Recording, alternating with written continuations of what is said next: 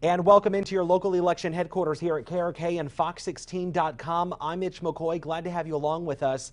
As you know, we're talking with all of the candidates running for the Little Rock Board of Directors. I want to get straight to our next guest here. Tell me your name and tell me a little bit about yourself. Yeah, well, my name is Dale Pekar, and I'm running for office because Little Rock is getting ripped off by the exurbs. And I haven't been able to get the board of directors or city staff to remedy the situation. Little Rock is providing free 911, radio, and even free fire department services to the exurbs for fig leaf payments. I'm going to fight to stop providing charities to these exurban communities that are wealthier, have higher incomes and higher property values, and lower taxes. I will work to see that Little Rock either cancels these contracts or renegotiates them on terms favorable to Little Rock. The weak-kneed behavior of our board of directors in caving into RDOT's demands to speed traffic through and further divide Little Rock at the expense of those who live, work, or recreate in the city is appalling. 9 new stoplights in the downtown area are not going to facilitate downtown commutes. Little Rock's casual collection procedures must be stopped. Metro Center Improvement District's failure to pay rent on the parking garage at 6th and Scott for decades demonstrates gross laxity and proper fiduciary management. How many entities are being given a free ride by Little Rock taxpayers?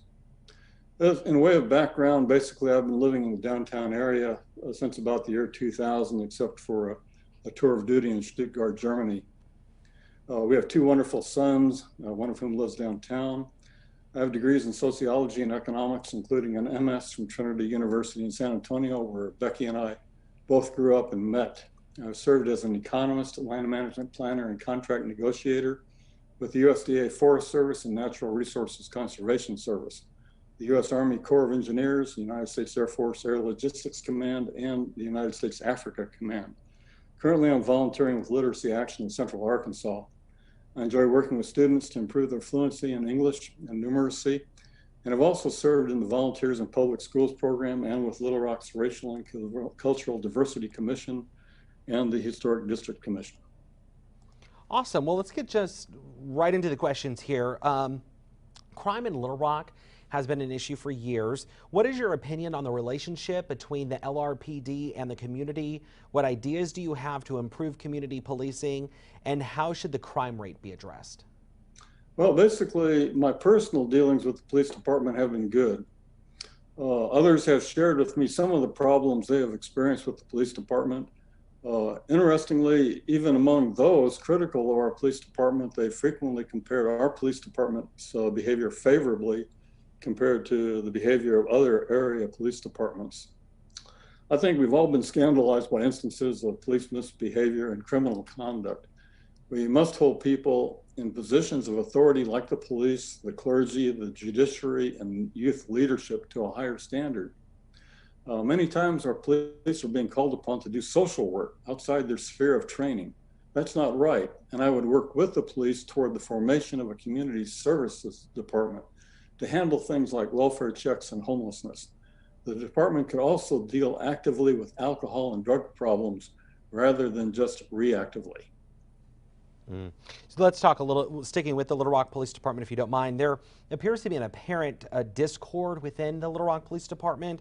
The police chief is facing multiple lawsuits from current and former city employees. The police chief, in his individual capacity, is suing Little Rock employees over civil rights violations.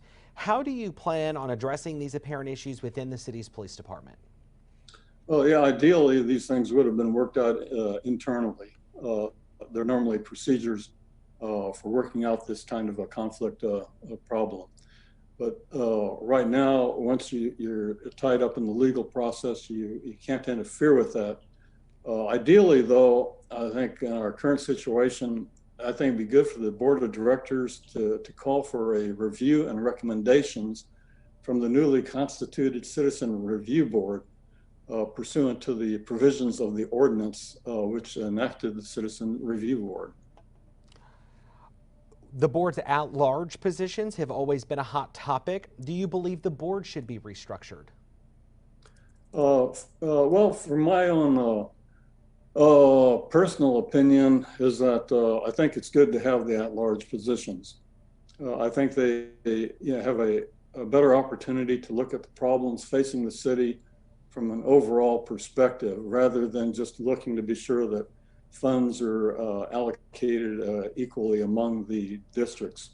So I see real benefit to the at-large positions. I do acknowledge the other points of view, and I would be happy acceding to the whatever a plebiscite of the Little Rock citizens voted on. Okay. Well, some board members have been vocal in recent months about an apparent disconnect between the mayor's office and some members of the board. How do you plan on working with the executive office but still hold executive leadership accountable? Well, basically, what we have to remember is that we're all on the same team. We pay the same taxes, we eat at the same restaurants, we buy from the same businesses. Fixing our financial situation through ending subsidies to the exurbs will help all of us. I hope that in a year's time we could look back at the work we've done with the mayor, the city manager, the board, and be proud of all we've done to get our finances in order and avoid increasing our taxes and damaging our city economy. Okay, let's talk a little bit about neighborhoods in the community. Some would say that the city has taken a significant effort to revitalize neighborhoods. Others would disagree. What would you do, or how would you further efforts to revitalize neighborhoods? Well, I think what you have to remember in this is that if you look at wildlife biology, they have concerns are frequently raised as to the deleterious effects of habitat fragmentation. Species can't grow and develop and thrive when they exist as isolated pockets. People are the same way. We have to reestablish connecting walkways and trails so people can better enjoy our outdoor resources and don't have to get in a car to do everything. We have to re-examine our fee structure to ensure that when properties are abandoned or left untended, those property owners are assessed the full cost the city absorbs in actually maintaining those properties.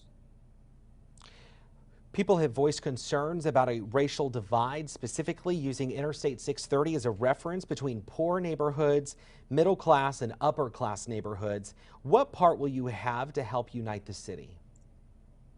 Well, as an at-large director, it'll be my job to advocate for problem solutions rather than for an equal distribution of funds to the individual wards. Addressing traffic fatalities wherever they occur in the city is more important than simply repaving streets. Little Rock also needs to call on RDOT to do more than the minimum required to address the widening gap they're tearing through the city with I-30 and I-630. It should not be up to the city of Little Rock to undertake all the work needed to address the grievous injustice done to the area communities in terms of neighborhood fragmentation, loss of homes and jobs, increases in noise and air pollution, and the reduction in aesthetic qualities. Yes. So, if elected, what will you do to improve the quality of life for every citizen? Well, point number one, of course, is to clean up Little Rock's financial mess.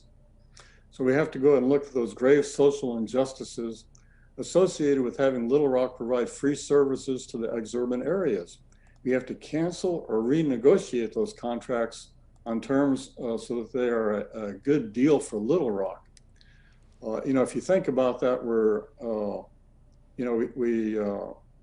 Kamek Village, $10,500, and they get free fire department services from Little Rock. We charge them 1/20th of what we charge Little Rock citizens for those exact services, and they get the exact same services as the citizens of Little Rock. We have to, another part of cleaning up that financial mess is we have to look at other organizations and ensure that when they agree to pay us, contractually agree to pay us for things, for services, for rent, whatever, that they're actually making those payments. We cannot let people continue to have multi-decade passes on monies they owe the city. And depending on what we find in looking through those financial problems in the city, we may have to go ahead and do some more detailed audits of the departments to see if there's any more gross problems like that.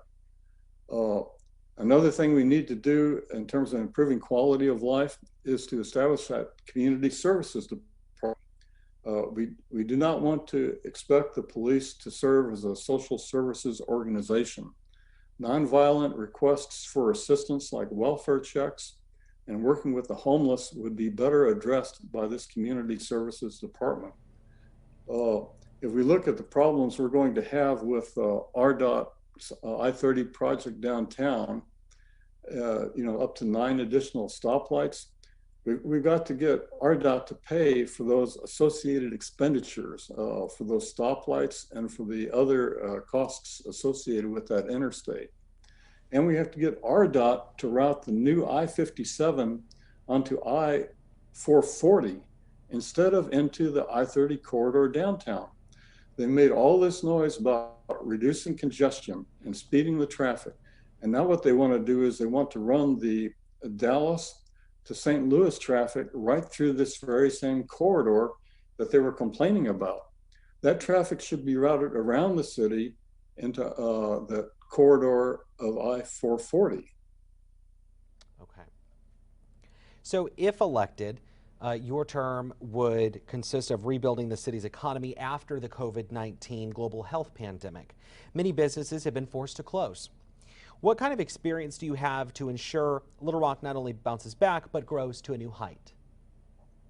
Well, in terms of experience, I'd have to reflect on the fact that I'm an economist and I've worked on local economic impact analysis for literally a period of decades. So I do understand how local economies work.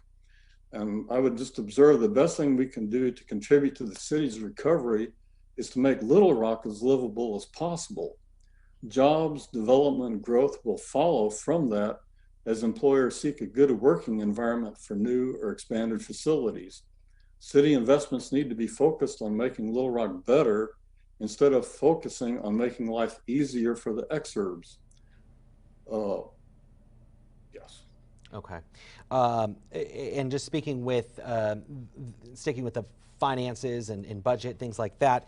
In recent years, the city announced a financial struggle, which caused layoffs and park closures. If elected, how will you ensure the city avoids future layoffs and other closures? Well, think about it.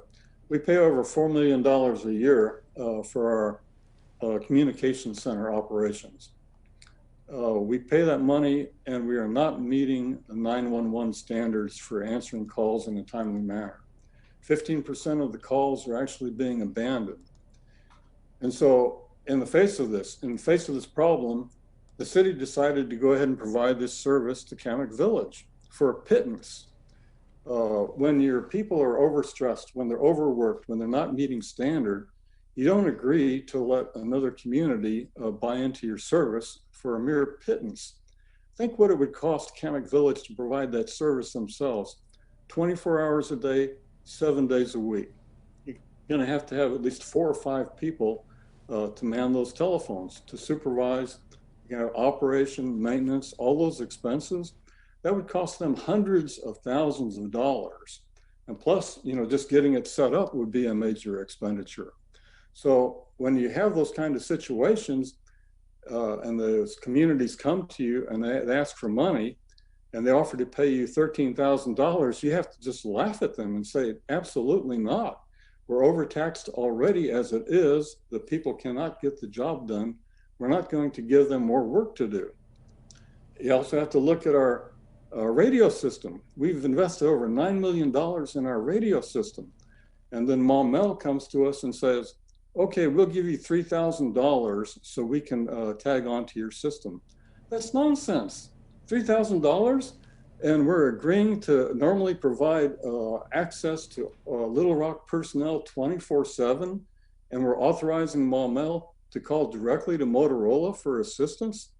What manner of absurdity is this? Anytime we make a contract with another community, we should be making it on terms that are favorable to Little Rock and not to those little communities. We have to stop catering to the desires of those who live outside the city of Little Rock. All right. Well, thank you so much for your time today. We certainly appreciate it. You're welcome. All right, just a reminder, Election Day is November 3rd. KRK4 and Fox 16, we are your local election headquarters leading up to Election Day, again, November 3rd, and right there on the big day. For now, have a good afternoon. Take care.